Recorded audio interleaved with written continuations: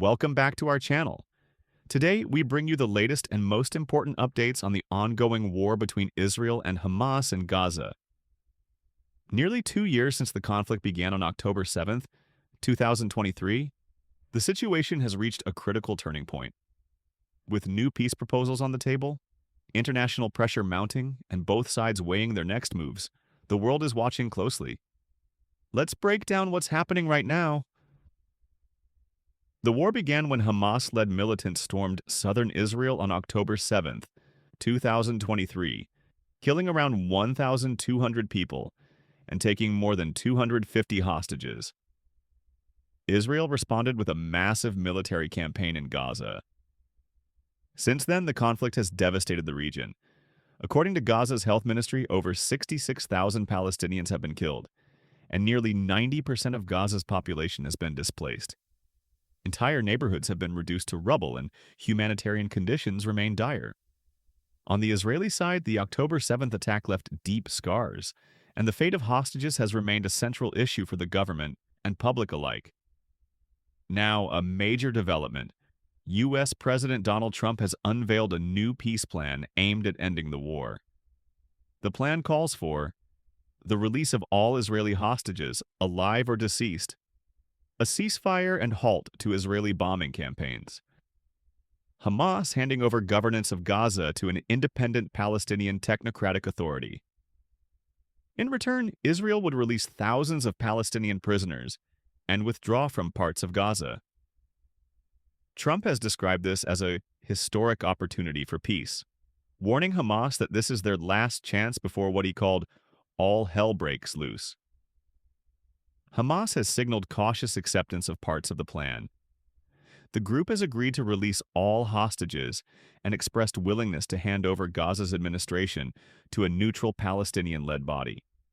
However, Hamas has not agreed to full disarmament, which remains a key Israeli demand.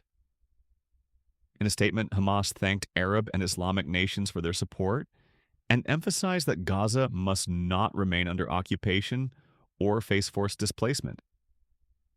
Negotiations are ongoing, with mediators from Qatar and Egypt playing a central role. Israeli Prime Minister Benjamin Netanyahu has said Israel is ready to implement the first stage of the U.S. plan, but only in full cooperation with Washington.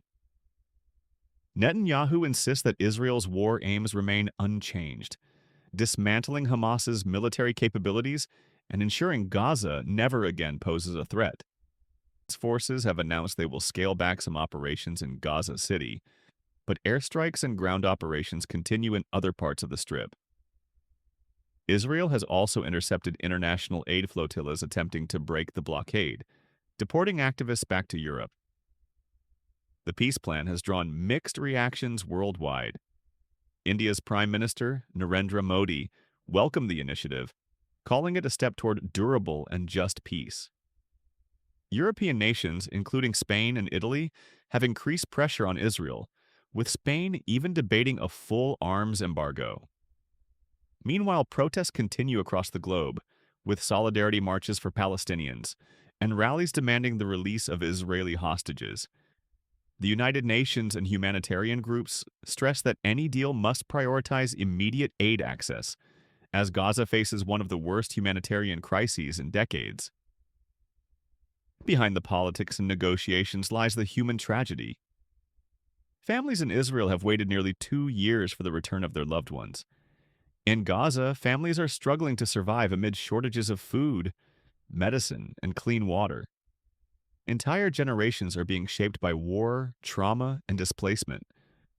The question remains, will this peace plan finally bring relief, or will it collapse like so many before it?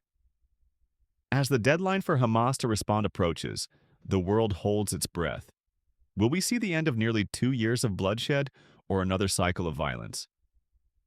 We'll continue to follow this story closely and bring you the latest updates as they unfold.